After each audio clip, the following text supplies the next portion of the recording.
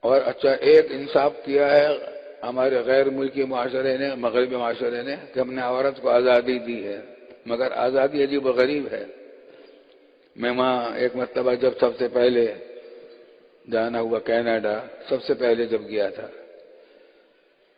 تو اس کا لمبی تفصیل بات ہے۔ تو وہ ہماری جو میزبان تھے ان کی بیٹیاں عالمہ تھیں، اور ان کی پڑوسن تھی ایک عیسائی خاتون۔ وہ اپنے بچے کو جب آفس جاتی تھی ڈیوٹی پر تو ان کے پاس چھوڑ جاتی تھی دن بھر۔ چنانچہ وہی بچی ایک مرتبہ میں سو رہا تھا، سونے کے وقت میں، تو توتلی زبان میں مجھے بیدار کرنے کے لیے آئی کہ آپ کا ناشتہ تیار ہے، توتلی زبان میں۔ اتنی زبان انگریزی سمجھ لیتا تھا۔ میں نے مالکان سے پوچھا، میزبانوں سے پوچھا، میں نے میزبانوں سے پوچھا کہ یہ بچی کون ہے؟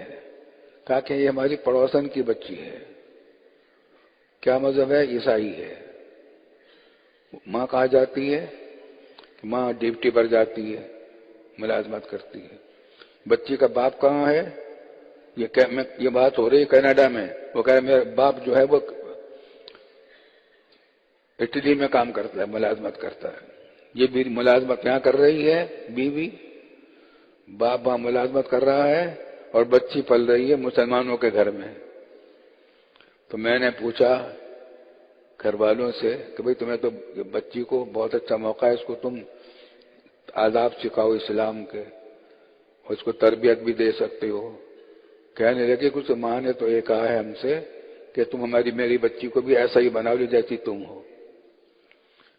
خلاصہ کیا ہے کہ وہاں پر عورت کی آزادی کیا ہے کہ عورت جانے سے پہلے اپنا کھانا بھی کچھ بنائے گی، ناشتہ کرے گی، بچے کو بھی کچھ کھلائے پلائے گی، بچے کا سب کھانے کا انتظام کرے گی، اسکول بھیجنے کا انتظام کرے گی، پھر آئے گی وہاں۔ گھر کے کام کاج اس کی ذمہ داری میں پہلے کی طرح ہیں۔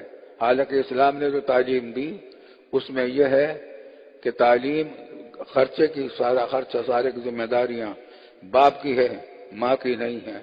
اس کو ڈبل ڈیوٹی، ماں کی باہر کی ڈیوٹی بھی لگا دی، گھر کی ڈیوٹی بھی لگا دی۔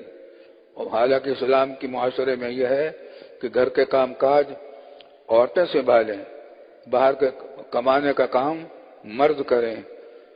یہ وہی بات ہے، حفظ حدود، ادائے حقوق اور حفظ حدود۔ ان اللہ یأمرکم ان تؤدوا الامانات الی اہلہا۔